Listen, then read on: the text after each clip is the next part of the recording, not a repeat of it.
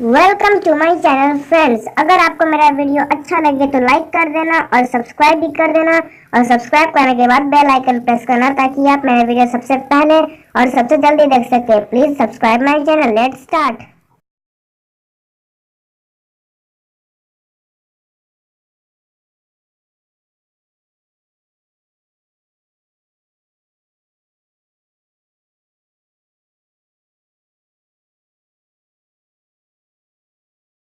पहली चीज बुनियादी तालीम अकायद और एतकादियात की तालीम है, और ये फरीजा अंजाम दे रहे हैं मदारिस इस्लामिया।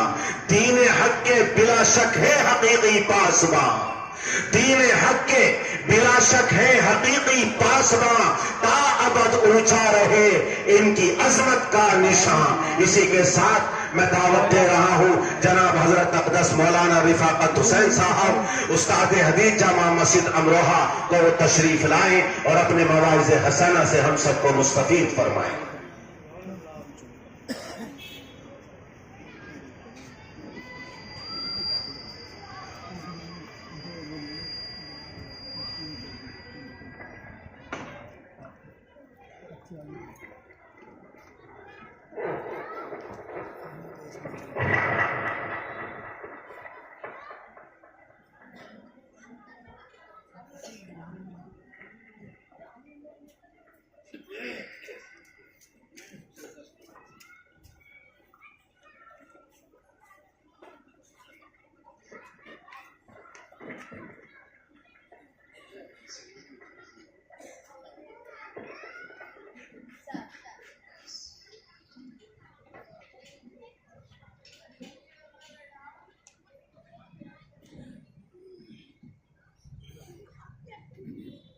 السلام علیکم ورحمۃ اللہ۔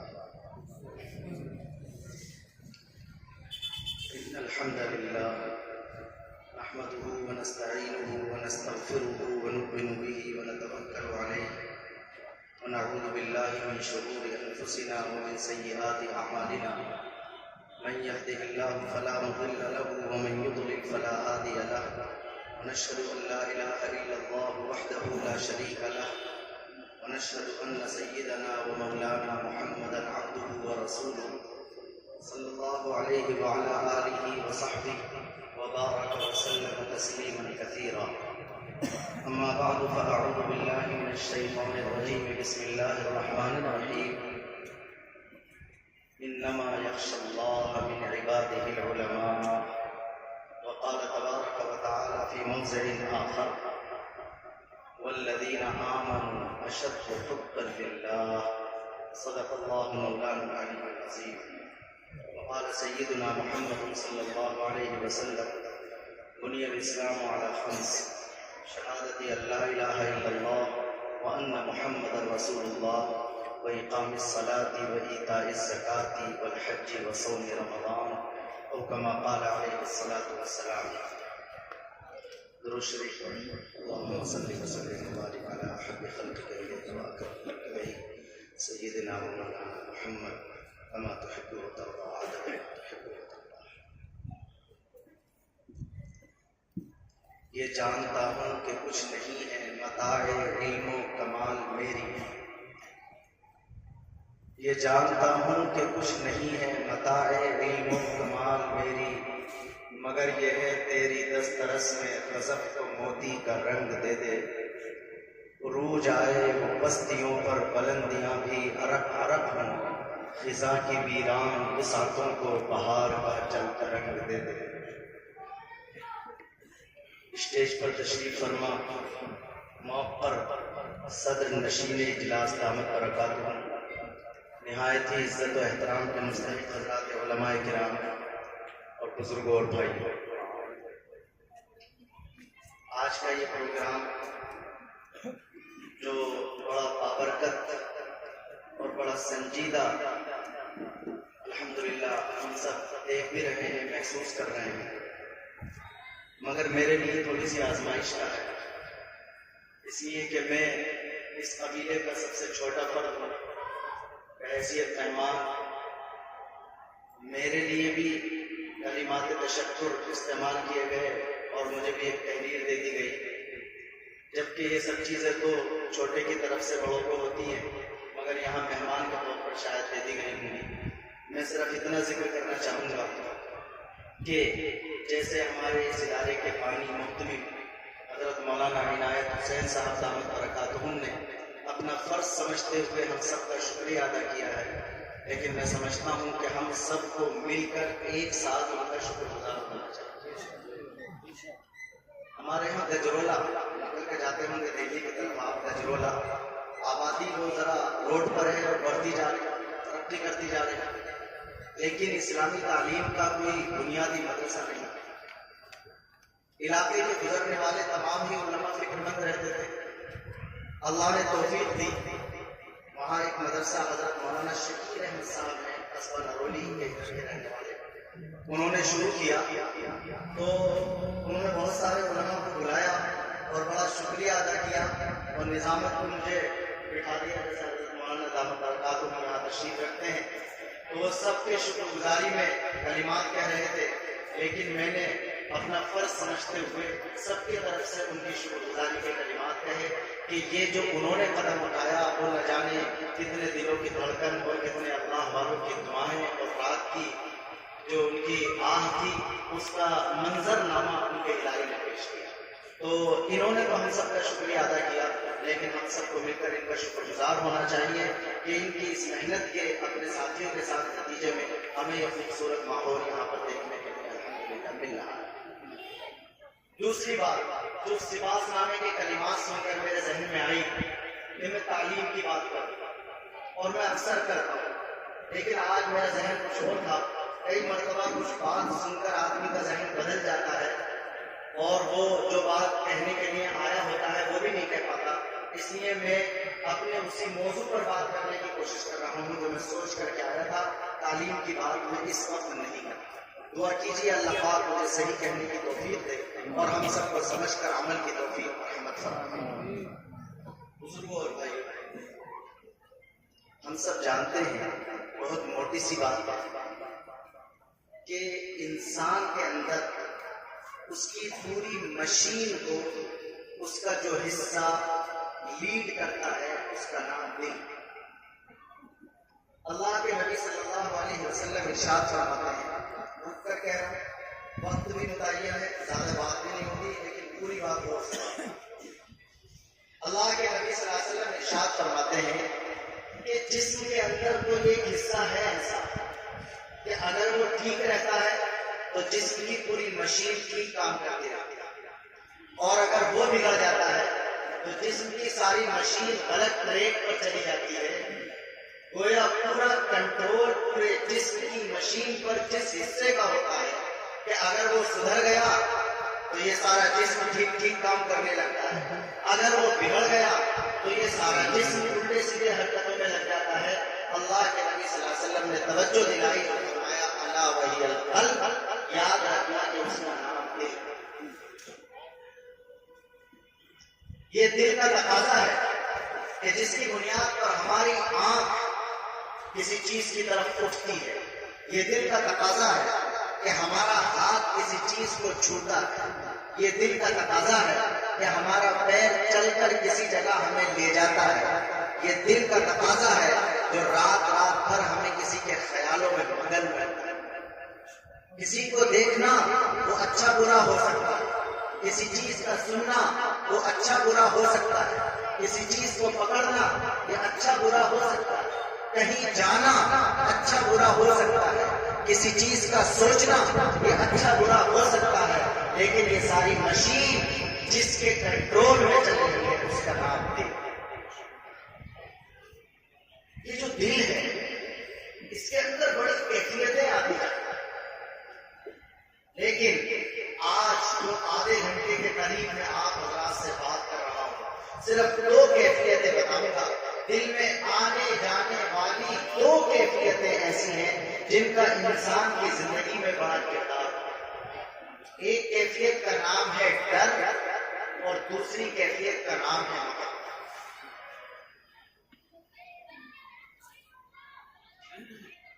ڈر انسان کے دل میں آتا ہے نا ڈر، لیکن اس کا انسان کی زندگی میں بڑا کردار۔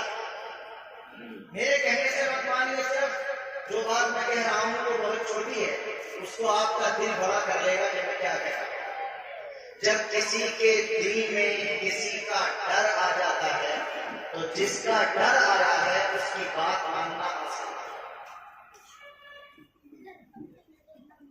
دوبارہ سے کہنا، جب کسی کے دل میں کسی کا ڈر آ جاتا ہے تو جس کا ڈر آیا ہے اس کی بات ماننا آسان ہے۔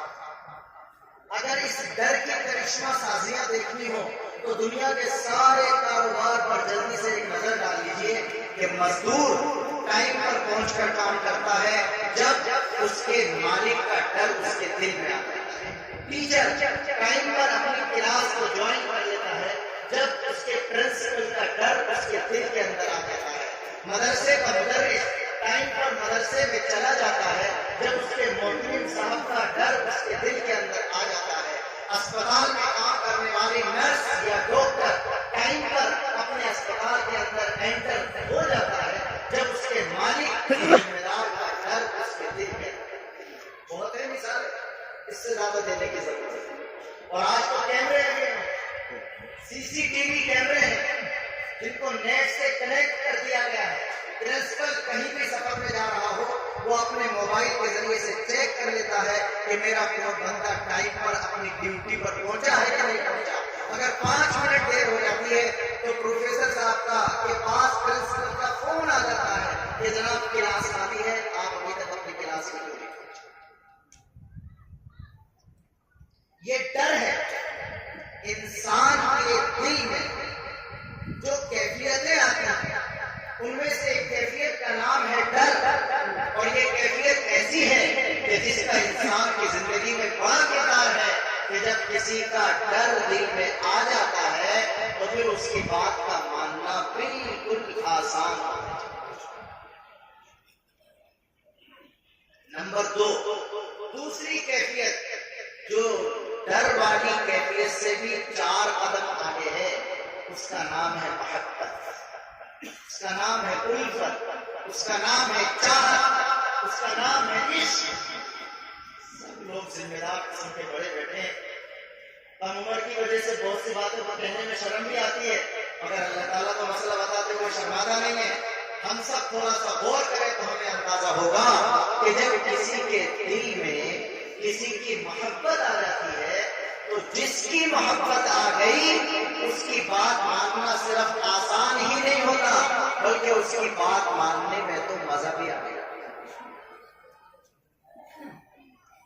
محبوب جو بن گیا، معشوق جو بن گیا، جس سے الفت کا رشتہ قائم ہو گیا، وہ تو اگر پہاڑ کھودنے کا بھی حکم دے دے تو آدمی 2 منٹ رک کر بھی یہ سوچنے کے لیے تیار نہیں ہوتا کہ بھئی یہ کام کیسے کیا جائے گا، اس لیے کہ محبت کے باب میں کوئی شخص فیل نہیں ہونا چاہتا بلکہ 100 کے 100 نمبر سے کامیاب۔ جب کسی کی محبت دل میں آ جاتی ہے، جب ڈر آیا، میں زیادہ خیال میں گلے کا سوال نہ ہوں، جب ڈر آتا ہے تو آدمی عمل کرنے لگتا ہے مگر ممکن ہے دل نہ چاہ رہا ہو، کام تو کر رہا ہو مگر یہ کہہ رہا ہوں کہ یار یہ دیکھ رہا ہوگا، اس وجہ سے کر رہا ہوں، یہ نیٹ پہ چیک کر رہا ہوگا کیمرے کے ذریعے سے۔ ڈر والی کیفیت سے آدمی کام تو کرتا ہے لیکن مزیداری محسوس نہیں کرتا، لطف نہیں آتا، ذائقہ نہیں محسوس کرتا، لیکن جب کسی سے محبت بھی پیدا ہو جاتی ہے پھر تو وہ بڑے سے بڑے حکم کو بھی پورا کرنے میں مزہ، ذائقہ اور لطف محسوس کرتا۔ اگر آپ جانیں اس مضمون کو، ایک بڑا مضمون ہے اور کتاب کے اعتبار سے بڑا مشکل بھی ہے، لیکن میں کوشش کر رہا ہوں کہ اسے بالکل ہلکا بنا کر آپ کی خدمت میں پیش کروں۔ آپ جانتے ہیں کہ اگر کسی محبوب نے یہ کہہ دیا کہ رات کے 3:30 بجے مجھ سے ملاقات ہو سکتی ہے تو پھر چاہے آندھی ہو، چاہے طوفان ہو، کچھ بھی ہو، عقل کہے گی کہ مارا جائے گا، اتنے برے موسم میں کیوں جاتا ہے، لیکن دل کہے گا کہ نہیں، آج کے 100 دن تو ہوتے عشق میں، رفتہ رفتہ سب کو ہوتے عشق میں، عقل کی بات کاروبار میں مانی جاتی ہے، عشق و محبت میں تو دل کی بات کو مانا جاتا ہے۔ ابراہیم علیہ السلام اگر نمرود کی آگ میں پڑنے کے لیے تیار ہوئے تو یہ عقل کا نہیں دل کا فیصلہ تھا۔ 313 نعمتوں کو اگر بدر کے میدان میں 1000 کے مقابلے میں عقل کا نہیں دیکھتا۔ اقبال کہتا ہے بے خطر کود پڑا آتش نمرود میں عشق، عقل ہے محو تماشائے لبے باغی۔ عقل تو ابھی چھت پہ کھڑی دیکھ رہی تھی کہ اس آگ میں پورا جائے کہ نہ پورا جائے، لیکن عشق نے آگے بڑھ کر کے اس کمرے کو اپنے سر سجا دیا۔ بھول نہ جائیے گا کہ میں کہ زیادہ جذبات میں آ جاؤں، میں یہ کہہ رہا ہوں کہ انسان کے دل میں جو دو کیفیتیں ہوتی ہیں ان کا بڑا کردار ہے۔ نمبر 1 ڈر، نمبر 2 محبت۔ جب ڈر آ جاتا ہے تو بات ماننا آسان ہو جاتا ہے، جب محبت آ جاتی ہے تو بات ماننے میں مزہ بھی آتا ہے۔ وہ میں نے ویسے نہیں کہہ دیا کہ محبت میں پہاڑ کھودنا بھی آسان ہے، یہ تو ہوا ہے دنیا میں۔ جنہوں نے پڑھا ہے انہوں نے پڑھا ہوگا، وہ شیریں کا عاشق ہو گیا تھا فرحات بیچارہ۔ ہیر رانجھا کے باقی لوگوں نے سنے ہیں، لیلا مجنون کے سنے ہیں، شیریں فرحات کا نام سنا رہتا ہے کہ فرحات بیچارہ شیریں کا عاشق ہو گیا، اور اس سے شیریں نے کہہ دیا کہ ہمارے محل تک ایک نہر کھودو دودھ کی، جب وہ نہر کھود کر ہمارے محل تک آ جائے گی تو پھر ہم تمہارے ہو جائیں گے۔ اس بیچارے نے اپنے تیشے اور خنجر سے نہر کھودنی شروع کر دی۔ کسی گڑیا کو ترس آیا، واقعہ سچا ہے جھوٹا ہے مجھے پتہ نہیں، کتابوں میں ایسے لکھا، اس لیے کہ باتیں تو بنائی بھی جاتی ہیں نا، پتہ نہیں کیسے کیسے واقعات بھی ہوتے ہیں۔ کسی گڑیا کو ترس آیا، اس نے کہا فرحات سے پسینے پسینے ہو رہا ہے، نہر کھود رہا ہے، وہ بیچاری شیریں پتہ نہیں ملے گی کہ نہیں ملے گی، تو گڑیا کہنے لگی وہ تو بیمار ہو گئی یا مر گئی۔ اس نے آہ بھری اور جس خنجر سے نہر کھود رہا تھا اسی کو اپنے سینے میں مارا اور اپنی جان قربان کر دی۔ تو غالب ایک شاعر گزرے بہت بڑے بیچارے وہ اردو کے، انہوں نے کہا کہ تیشے بغیر مر نہ سکا کو کر اثر سرگشتہ ہمارے حسن قیود تھا، کہ بیچارہ وہ تو بس ایسے ہی تھا جب اسے پتا چلا کہ محبوب نہیں ملے گا تو پھر وہ اپنے آپ ہی اپنے خنجر سے خودکشی کر کے چلا گیا۔ میں یہ عرض کر رہا ہوں کہ محبت جب کسی کے دل میں آ جاتی ہے تو بڑے سے بڑا حکم کیوں نہ دے دے محبوب سوال نہیں پوچھا کرتا، اس لیے کہ جو سوال پوچھے وہ اعلیٰ درجے کا عاشق نہیں ہوا کرتا، اور جو اعلیٰ درجے کا عاشق ہوتا ہے وہ سوال نہیں پوچھا کرتا بلکہ اپنے محبوب کے حکم پر فوراً عمل کرنا شروع۔ یہ میں نے اپنا 1/3 ٹائم لگایا ہے یہ بات بتانے کے لیے، جو میں آگے سمجھانے کی کوشش کر رہا ہوں کہ میرے بزرگوں، میرے بھائیوں، میرے بڑے لوگوں، کہو تو خوشامد کر کے کہوں، کہو تو سخت لہجے میں کہوں، یہ ڈر اور یہ محبت ہمارا اللہ بھی یہی چاہتا ہے، ہمارا اللہ بھی یہی چاہتا ہے، ہمارا اللہ بھی یہی چاہتا ہے کہ جس نے کلمہ لا الہ الا اللہ محمد رسول اللہ صلی اللہ علیہ وسلم پڑھ لیا، اب اللہ نے ہماری ڈیوٹی لگا دی ہے کہ اے مسلمان تیرے دل میں ڈر بھی اگر سب سے زیادہ کسی کا ہو تو صرف اللہ کا، اور تیرے دل میں محبت بھی سب سے اعلیٰ درجے میں اگر کسی کی ہو تو صرف اللہ۔ اگر اللہ کا ڈر آ جائے تو ہم پتا نماز پڑھنا آسان نہیں ہو جائے گا، روزے رکھنا آسان نہیں ہو جائے گا، قربانی کرنا آسان نہیں ہو جائے گا۔ اللہ نے یہ ذمہ داری لگائی ہے، اور یاد رکھنا پوری طاقت لگا کے کہہ رہا ہوں، یہ صرف اللہ کا مشورہ نہیں ہے، یہ ایڈوائز نہیں ہے صرف اللہ کی کہ میرا ہی ڈر ہو، میری محبت ہو، یہ ذمہ داری ہے۔ اور جب ہم اللہ کے دربار میں پہنچیں گے تو اللہ اس دل کو چیک کرے گا کہ اس میں ڈر سب سے زیادہ کس کا تھا اور اس میں محبت سب سے زیادہ کس کا تھا۔ اللہ بھی یہی چاہتا ہے کہ ڈر بھی اگر مسلمان کے دل میں کسی کا سب سے زیادہ ہو تو اللہ کا، اور محبت بھی اگر سب سے زیادہ کسی کی ہو تو صرف اللہ کی۔ میں آپ کو بیچ میں نہیں چھوڑوں گا، جتنی دیر بات کر رہا ہوں انشاءاللہ پوری بات سمیٹ کر آپ کو بتاؤں گا۔ کیوں؟ اس لیے کہ ڈر آتا ہے طاقت کی بنیاد پر، ڈر آتا ہے کس کی بنیاد پر؟ طاقت کی بنیاد پر۔ ہم اسی سے ڈرتے ہیں جس کے اندر طاقت دیکھتے ہیں، چاہے جسم کی طاقت ہو کہ یہ مجھے مار ڈالے گا، چاہے قلم کی طاقت ہو کہ یہ مجھے نوکری سے نکالے گا۔ طاقت ہے جس کو ہمیں ڈراتی ہے، ویلو ہے جو ہمیں ڈراتی ہے، حیثیت ہے جو ہمیں ڈراتی ہے۔ جب طاقت ہوتی ہے تو آدمی ڈر محسوس کرتا ہے۔ میرے بھائیوں، ذرا مسلمان ہونے کی حیثیت سے اگر ہم غور کریں تو ہمیں تو 10 سیکنڈ بھی نہیں لگیں گے یہ فیصلہ کرنے میں کہ طاقت اور قدرت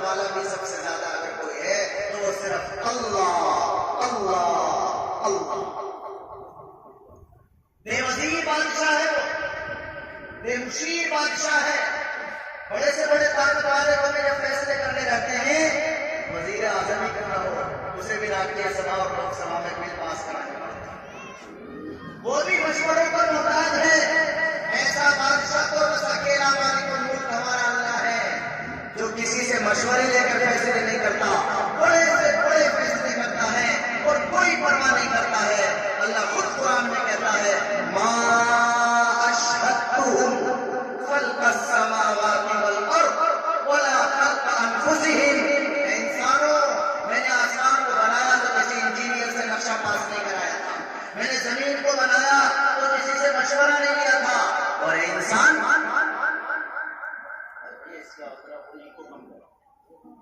کو نہیں چاہیے، آپ نے بس کو ہونا چاہیے. میں نے انسان مجھے بنایا، آج تو بڑا ترقہ بن رہا، بہت بڑا بن گیا، کسی کو خاطر میں نہیں لانا. میں نے تجھے پیدا کیا تو تجھ سے کوئی مشورہ نہیں لیا. میری مرضی میں نے تجھے کتنے فٹ کا بنایا، میری مرضی میں نے تیرا ناک نقشہ کیا لگایا، میری مرضی میں نے تجھے کلر کون سا دیا، میری مرضی میں نے تجھے جس خاندان میں چاہا پیدا کیا، میری مرضی میں نے جس برادری میں چاہا پیدا کیا، میری مرضی میں نے جس علاقے میں چاہا پیدا کیا، میری مرضی میں نے جس زمانے اور جس ٹائم میں چاہا. آدمی سوچتا ہے یار بڑا ڈینجر زمانہ ہے، ہم پہلے کیوں نہیں پیدا ہو گئے؟ نہیں، آپ اپنی مرضی سے پیدا نہیں ہوتے. اللہ بے مشورے کے آپ کے بارے میں فیصلے کرتے. وہ ایسا طاقتور بادشاہ ہے، جسے چاہے گا لڑکے، جسے چاہے گا لڑکی، جسے چاہے گا دونوں، جسے چاہے گا کچھ بھی نہیں. اس سے کوئی سوال کرنے والا نہیں. اس نے لوط علیہ السلام کی قوم کو تباہ کر دیا، کوئی اس سے پوچھنے والا نہیں تھا. اس نے نوح علیہ السلام کی قوم کو غرق کر ڈالا، اس سے کوئی سوال کرنے والا نہیں تھا. وہ بڑی منتوں کے بعد بچہ دے، آج پیدا کر کے کل مار دے، اس سے کوئی نہیں پوچھ سکتا.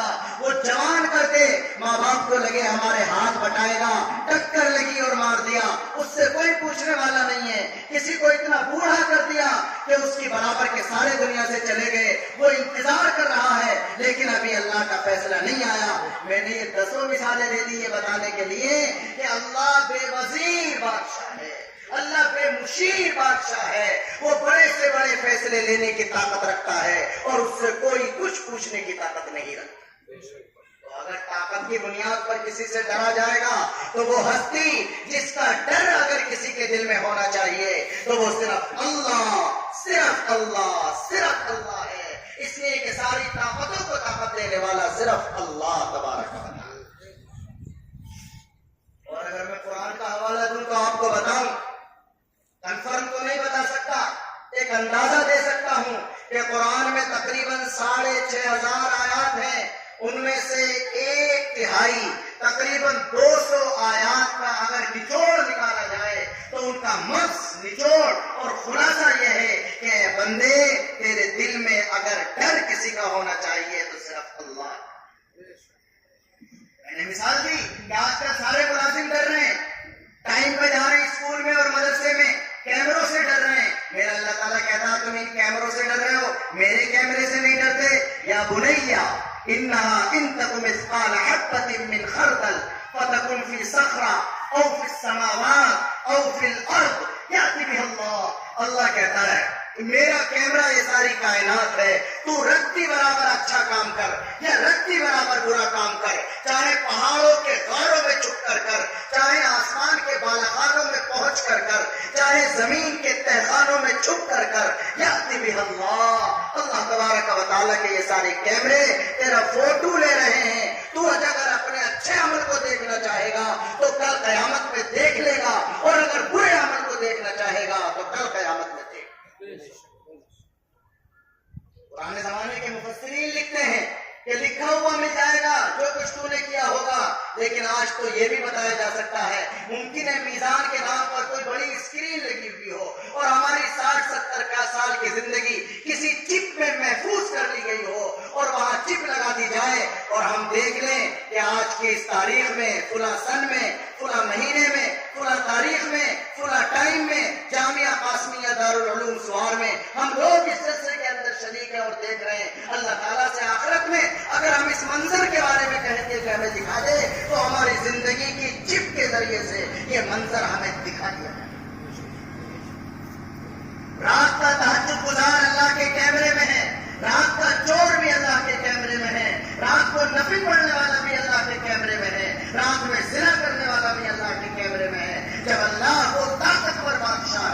تو ڈر سب سے زیادہ اگر کسی کا ہو تو صرف اللہ۔ میرا پیغام یہ ہے، میرا کیا اللہ کا پیغام ہے۔ بات اخیر میں میرا خلاصہ آ جائے گا، ابھی میں لے کر چل رہا ہوں کہ ڈر سب سے زیادہ اگر کسی کا ہو تو اللہ۔ اور میں نے شروع میں کہا جب کسی کا ڈر آ جاتا ہے تو اس کی بات ماننا، اب میں رزلٹ نہیں دے رہا، میں ہوں یہاں، اگر ابھی ہم اللہ کی بات کے ماننے پر نہیں آئے تو نمبر 1 یہ بات ہے کہ جیسا ڈر اللہ کا ہمارے دل میں ہونا چاہیے تھا ویسا ڈر ابھی نہیں آیا۔ لکھ لیجئے میری اس بات کو، اگر مسلمان اللہ کے علاوہ کسی اور سے ڈر رہا ہے تو اس کا مطلب یہ ہے کہ جتنا ڈر اللہ کا دل میں ہونا چاہیے اتنا ڈر ابھی اللہ کا دل میں نہیں ہے۔ اس لیے کہ اس دل میں یا تو اللہ ہی کا ڈر رہے گا یا غیر اللہ کا ڈر رہے گا۔ جب اللہ کا ڈر آ جائے گا تو غیر اللہ کا ڈر اس دل کے اندر نہیں آ سکتا۔ جیسے جب یہ پیشانی اللہ کے سامنے جھکتی ہے تو کسی اور کے سامنے نہیں جھکا کرتی۔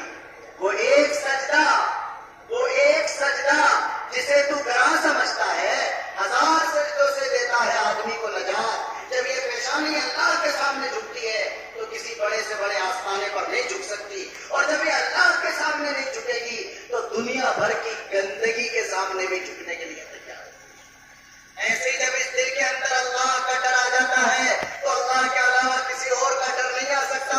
صحابہ کی مثالیں ہمارے سامنے ہیں، وہ اللہ سے ڈرنے والے تھے تو دنیا کی کوئی طاقت ان کو ڈرانے کی صلاحیت رکھتی ہے۔ میرے بھائیو، دوسری کیفیت ہے محبت۔ اللہ یہ چاہتا ہے کہ مسلمان کے دل میں محبت بھی سب سے زیادہ پہلے نمبر پر اگر کسی کی ہو تو وہ کس کی؟ اللہ۔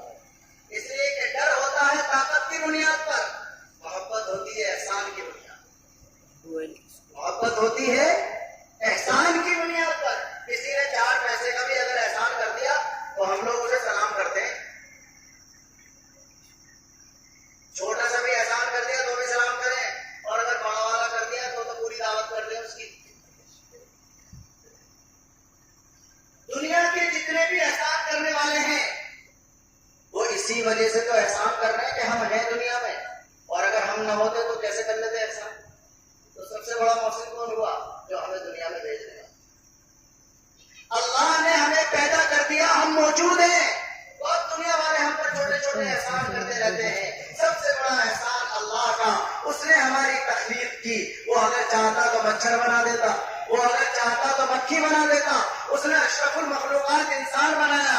آج انسان پتہ نہیں کہاں کہاں ٹکرے مارتا پھرتا ہے۔ اللہ تعالیٰ انسان کو سمجھاتے ہوئے کہتا ہے، بندے ذرا تو اپنی پیدائش پر غور کر، جب تو ماں کے پیٹ میں تھا وہاں تیرے لیے تخلیق کے نظام کو کون چلا رہا تھا، اور جب تو پیدا بھی ہو گیا تب تیری کنڈیشن کیا تھی؟ لا لک سن تقطع ولا لک ید تبطش ولا لک رجل تمشی۔ تیرے دانتوں میں طاقت نہیں تھی کہ چبا سکے، تیرے ہاتھوں میں طاقت نہیں تھی کہ پکڑ سکے، تیرے پیروں میں طاقت نہیں تھی کہ چل سکے، تیرا ہاضمے کا نظام مضبوط نہیں تھا، تو کیا کھاتا اور کیا ہضم کرتا؟ اللہ کہتا میرے بھائیوں میرے گلے کی طاقت پر مت جانا، غور کرنا جو میں کہہ رہا ہوں۔ اللہ کہتا ہے بندے جب تو پیدا ہوا تیرا نظام ہضم مضبوط نہیں تھا، میں نے تیری ماں کے سینے میں تیرے لیے دودھ جیسی غذا کا انتظام کیا۔ اگر تو گرمی میں پیدا ہوا تو میں نے تیری ماں کے سینے کو فریج بنا کر تجھے ٹھنڈا دودھ پلایا، اور اگر تو سردی میں پیدا ہوا تو میں نے تیری ماں کے سینے کو ہیٹر بنا کر تجھے گرم دودھ پلایا۔ فَهَلْ يَقْدِرُ عَلَى ذَلِكَ أَحَدٌ غَيْرِي؟ میرے بندے کیا میرے علاوہ بھی کوئی اور خدا ہے جو تیرے ساتھ یہ سارے احسان؟ اگر کوئی اور ہو تو لے کے آ جاؤ۔ اللہ تو ڈنڈے کی چوٹ کہتا ہے، وہ کسی کو اندھیرے میں نہیں رکھتا۔ رَبُّ السَّمَاوَاتِ وَالْأَرْضِ وَمَا بَيْنَهُمَا فَاعْبُدْهُ وَاصْطَبِرْ لِعِبَادَتِهِ هَلْ تَعْلَمُ لَهُ سَمِيًّا؟ اللہ کہتا ہے کیا میری طرح کا کوئی اور ہے؟ اگر ہے تو جا اس کے پاس چلا جا، لیکن اگر تو ڈھونڈے گا تو میری طرح کا کوئی نہیں پائے گا، لہذا تجھے پلٹ کر میرے ہی پاس آنا۔ سب سے زیادہ احسان کرنے والا اللہ ہے، لہذا محبت بھی اگر سب سے زیادہ کسی کے دل میں ہو تو صرف اللہ۔ میں اپنی بات دوہرا رہا ہوں، میں اپنی بات لوٹا رہا ہوں، 10 منٹ باقی ہیں میرے، اس میں پیغام تک پہنچنے کی کوشش کر رہا ہوں۔ میں نے یہ عرض کیا میرے بزرگوں کہ دل کی بہت سی کیفیتیں ہوتی ہیں، لیکن دو کیفیتیں بہت بڑا کردار ادا کرتی ہیں. نمبر ایک ڈر، نمبر دو بھیا بول جاؤ تھوڑے سے، محبت. جب ڈر آ جاتا ہے تو جس کا ڈر آیا اس کی بات ماننا آسان. جب محبت آ جاتی ہے تو جس کی محبت آئی ہے اس کی بات ماننے میں مزہ بھی آئے. اور اگلی بات میں نے یہ کہی کہ ہمارا اللہ بھی یہی چاہتا ہے کہ ہمارے دل میں ڈر بھی اگر سب سے زیادہ کسی کا ہو تو اللہ کا، اور محبت بھی سب سے زیادہ اگر کسی کی ہو تو اللہ کی. اس لیے کہ ڈر طاقت کی بنیاد پر ہے تو طاقتور سب سے زیادہ اللہ ہے. محبت اگر احسان کی بنیاد پر ہے تو احسان کرنے والا سب سے زیادہ ہمارا خالق و مالک اللہ. اور میں نے یہ بھی بتایا کہ قرآن کی 1/3 آیتوں کا پیغام یہ ہے کہ ڈر اللہ کا ہو، اور 1/3 آیتوں کا پیغام یہ ہے کہ محبت اللہ.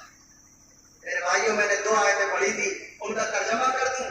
ان آیتوں میں اللہ پاک نے یہی فرمایا انما یخشی اللہ من عبادہ العلماء. جو اللہ کو جانتے ہیں وہی اللہ سے ڈرتے ہیں. جو اللہ کو جانتے ہیں، بھائی جسے طاقت کا اندازہ ہوتا وہی تو ڈرتا.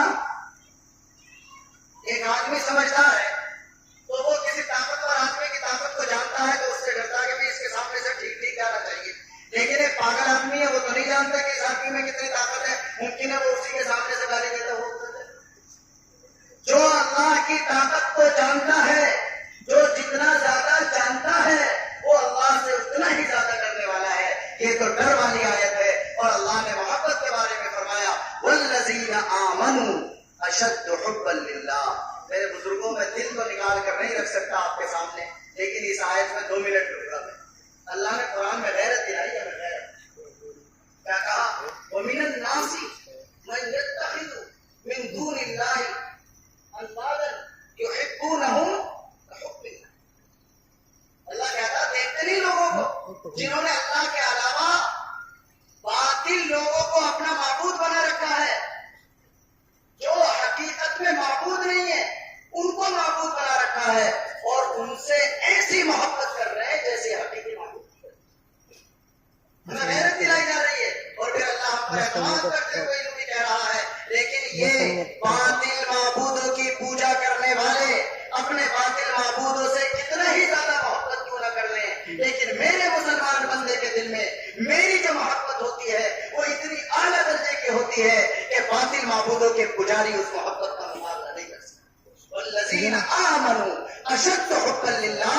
جو ایمان والے بندے ہیں وہ اپنے اللہ سے اعلیٰ درجے کی محبت رکھنے والے ہوتے ہیں. اللہ نے تو کہہ دیا کہ ہم محبت رکھتے ہیں، لیکن ہم اپنے دل میں جھانک کر فیصلہ کریں کہ واقعتاً ہمارے دل میں اللہ کی اس درجے محبت رہے. آخری بات میرے اللہ نے ہمیں 2 ذمہ داریاں دے دی، ڈر بھی اللہ کا، محبت بھی اللہ کی. لیکن اللہ تو بڑا مہربان ہے، وہ کوئی ذمہ داری دے کر ہمیں چھوڑتا تھوڑا ہی، اس کا نسخہ بھی بتاتا. یہی والی بات تھی جس کی وجہ سے میں نے یہ مضمون اختیار کیا. کلمہ پڑھنے کے بعد مسلمان پر جو 4 عبادتیں آتی ہیں وہ سب جانتے ہیں. اس پر اسلام کی بنیاد ہے نماز، زکوٰۃ، روزہ اور حج. بس یہی پیغام ہے. چونکہ رمضان آ رہا اس وجہ سے میں نے مضمون اختیار کیا. یہ 4 عبادتیں آتی ہیں جو بڑی بڑی عبادتیں ہیں، لیکن یہ بات بہت اہم ہے. میں پھر توجہ دلا رہا ہوں کہ اس بات پر آپ غور کرنا کہ یہ 4 عبادتوں میں سے 2 عبادتوں کا مزاج ہے ڈر والا، 2 عبادتوں کا مزاج ہے محبت. یہ اللہ نے نسخہ دیا ہے. اللہ ہمیں بے یار و مددگار نہیں چھوڑتا. اس نے ڈیوٹی لگائی ہے کہ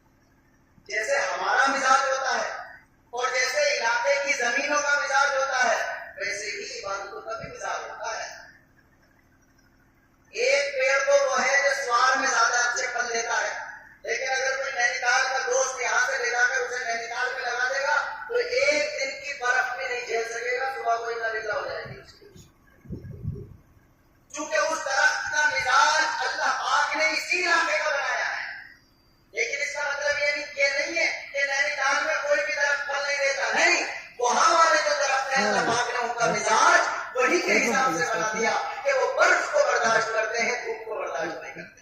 اگر وہاں آپ جائیں تو وہاں سے کوئی درخت لے کر کے آ جائے اور سوار میں لگا دے تو ایک دن سورج کی آنکھیں دیکھے گا اور شام تک دفن. سمجھ میں آ گئی پوری بات؟ زمینوں کا مزاج ہوتا ہے، پیڑ پودوں کا مزاج ہوتا ہے، انسانوں کا مزاج ہوتا ہے.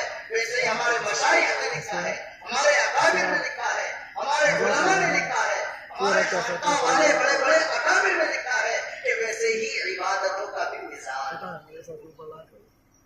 یہ جو 4 عبادتیں ہیں ان میں سے 2 عبادتوں کا مزاج ہے ڈر اور 2 عبادتوں کا مزاج ہے محبت. بس یہی بات تھی. یہاں پر آپ میرے چہرے کا رنگ دیکھ لیجیے جو بدل رہا ہے، اس لیے کہ بس یہی بات بتانے کے لیے میں نے آپ کے 30-35 منٹ لیے ہیں. نماز اور زکوٰۃ یہ دونوں عبادتیں ڈر کے مزاج والی ہیں. روزہ اور حج یہ دونوں عبادتیں محبت کا مزاج. نماز اور زکوٰۃ ان کا مزاج ہے ڈر. میرے لفظ پر غور کرنا. آپ یوں کہہ سکتے ہیں کہ جو نماز اور زکوٰۃ پر آئے گا اس کے دل میں اللہ کا ڈر بڑھتا جائے گا، اور یوں بھی کہہ سکتے ہیں جس کے دل میں اللہ کا ڈر بڑھے گا وہ نماز اور زکوٰۃ کی طرف آئے گا. ایسے ہی جو روزے اور حج پر آئے گا اس کے دل میں اللہ کی محبت بڑھے گی، اور جس کے دل میں اللہ کی محبت بڑھے گی وہ روزے اور حج کی عبادت کی طرف لپک. نماز اور زکوٰۃ کا مزاج ہے ڈر، روزے اور حج کا مزاج ہے محبت. میں تھوڑا سا ڈیٹیل میں بتا دے رہا ہوں. جب ہم کسی سے ڈر رہے ہوتے ہیں، چچا ناراض ہو گئے، ہاں بھائی 8 منٹ ہے، 10 منٹ. جب چچا ناراض ہو جائے اور بھتیجا ان کو راضی کرنے کے لیے جاتا ہے تو پہلے ڈر کے مارے ادب سے کھڑا ہو جاتا جا کر اور کہتا ہے چچا معاف کر دو. معاف کر دیا تو ٹھیک ہے، ورنہ دوسرا اسٹائل اس کا یہ ہوتا ہے کہ سب دکھا دیتا کہ لو چچا آپ کو معاف کر دو، معاف کر دو.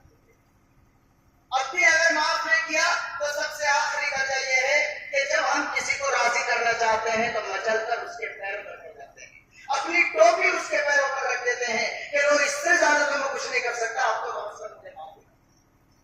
سمجھ میں آ گئی پوری بات؟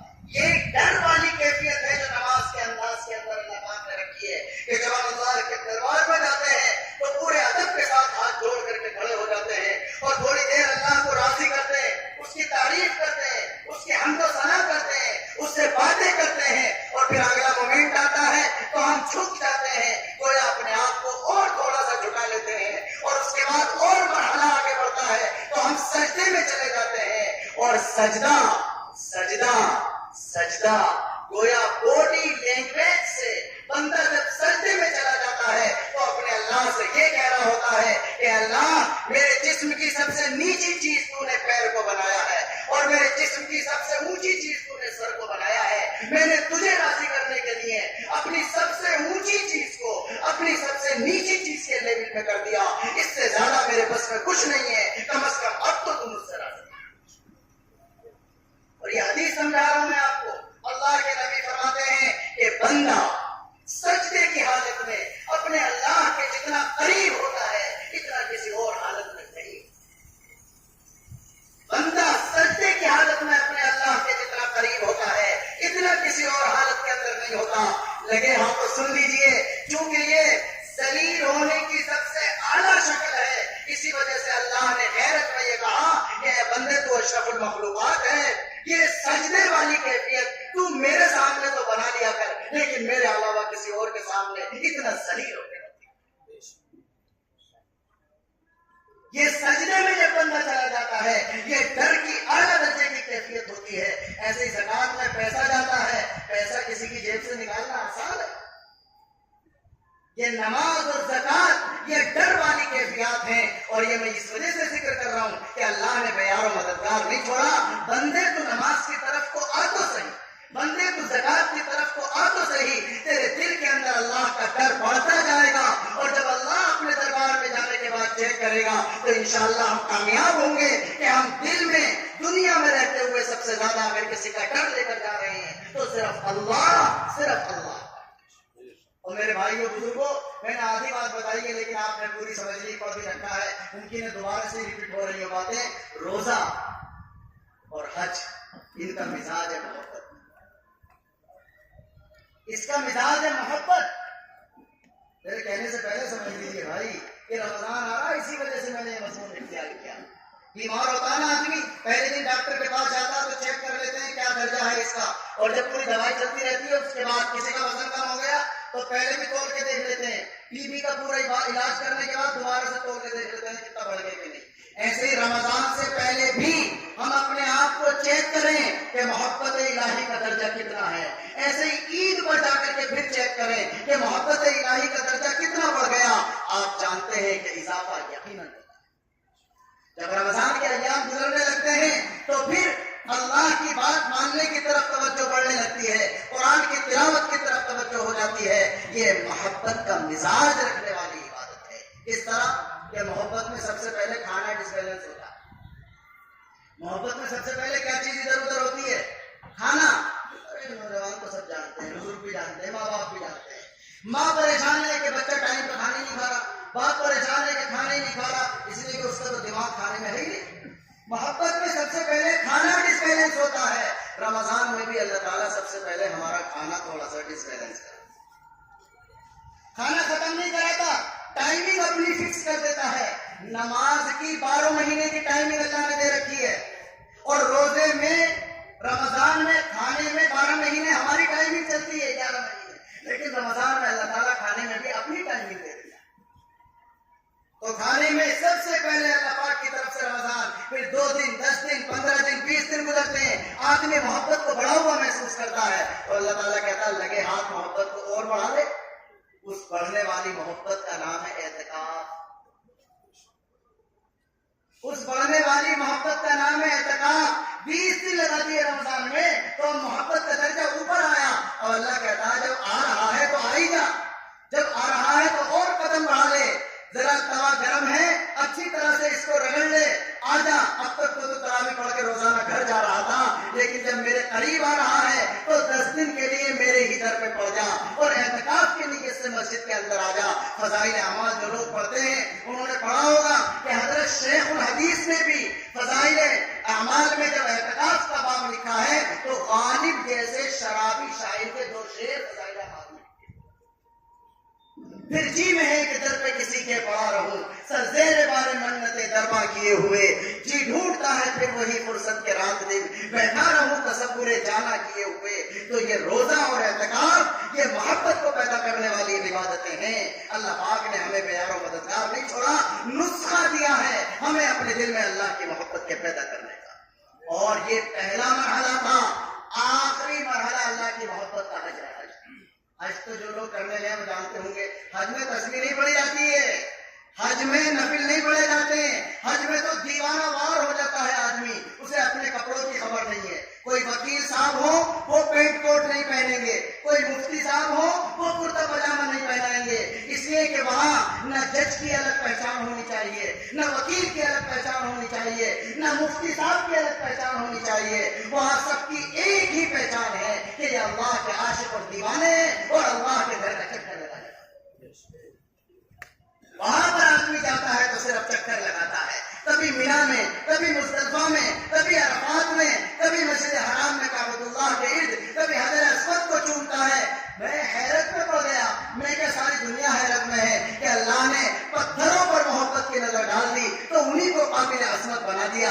صفا پتھر، مروہ پتھر، مزدلفہ پتھر، حجر اسود پتھر، کعبۃ اللہ پتھر، لیکن اللہ نے اپنی محبت کی نظر ڈال کر ان پتھروں کو قابل عظمت بنا دیا۔ تو ہماری ذمہ داری بن گئی کہ اگر ہم اللہ کی محبت کو اپنے دل میں پیدا کرنا چاہتے ہیں تو انہی کے گرد ہمیں طواف کرنا ہے۔ جب آدمی طواف کرتا ہے تو ایسا سمجھو جیسا کہ عاشق اپنی محبوب کے گھر کا طواف کرتا ہے۔ آپ کو معلوم ہونا چاہیے کہ جو نہیں مار سکتے، تیل نہیں ڈال سکتے، اس لیے کہ کیوں؟ جو عاشق ہو اسے اپنے کپڑوں کی خبر نہیں ہونی چاہیے، جو عاشق ہو اسے اپنے سر کے بالوں میں تیل کی خبر نہیں ہونی چاہیے۔ کیونکہ ہم چھوٹے عاشق تھے، ممکن ہے ہم تیل لگا دیا کرتے، اس لیے اللہ تعالیٰ نے حج میں ہمیں پابند بنا دیا کہ اگر تیرا درجہ محبت کا اتنا نہیں ہے کہ اپنے آپ خیال کرے تو میں قانوناً تیرے لیے پابندی لگا رہا ہوں کہ جب تک تو احرام میں رہے گا نہ تیل لگائے گا، نہ کپڑے اپنی مرضی کے پہنے گا، بلکہ میرا عاشق اور دیوانے کی صورت بنا کر کے رہے گا۔ حضرت کو جب ہم بوسہ دیتے ہیں، میری بات مکمل ہو گئی، شعر یاد آ رہا تو میں بتا دوں، اللہ نے محبت کی نظر ڈال دی تو ہم حضرت اسود کو بھی چومتے ہیں۔ لیکن لوگ اگر یہ سمجھے کہ ان کے پتھروں کی طرح ہم سے پوچھتے ہیں تو ایسا نہیں ہے. ایک شاعر کا شعر یاد آ رہا کہ ہم تو حجر اسود کو یوں بوسہ دیتے کہ ہمارے نبی پاک علیہ السلام نے اس کو بوسہ دیا، تو ہم تو اپنے نبی کے بوسے کو تلاش کرتے ہوئے اس جگہ بوسہ دیتے ہیں. اب شعر سنیے، شاعر کہتا ہے تیرے بوسے کو ہم دیتے ہیں بوسہ سنگ اسود پر. اللہ کے نبی کو خطاب کرتے ہوئے، تیرے بوسے کو ہم دیتے ہیں بوسہ سنگ اسود پر، وگرنہ ہم مسلمانوں کا کیا رکھا ہے پتھر میں.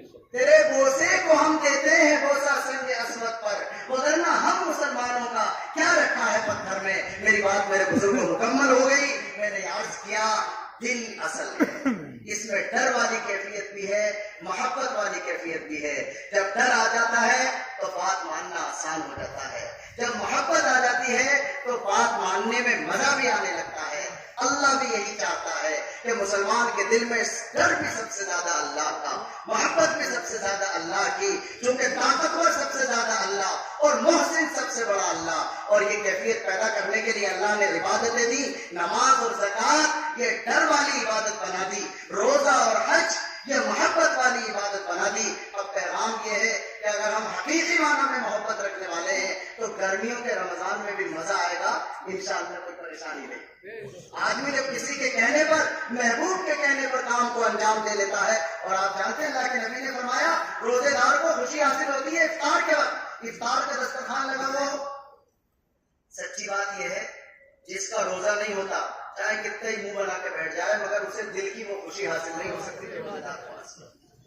اس لیے کہ وہ محنت سے گزرا ہے، وہ مشقت سے گزرا ہے، اس نے کسی کے لیے قربانی دی ہے. تو حقیقی معنی میں خوشی اسی کی ہے جو کسی کے کہنے پر، کسی بات پر عمل کر کے آگے بڑھ رہا ہوتا ہے. لہٰذا پیغام یہ ہے کہ عنقریب چونکہ رمضان آ رہا تھا اس کی مناسبت سے یہ مضمون ذہن میں آیا. یہ آزمائش تھی کہ موقع بہت کم تھا، دیگر اکابر کی بات نہیں ہو پا رہی. ایک بار پھر میں خود بھی شکر گزار ہوں حضرت محتم صاحب دامت برکاتہم کا.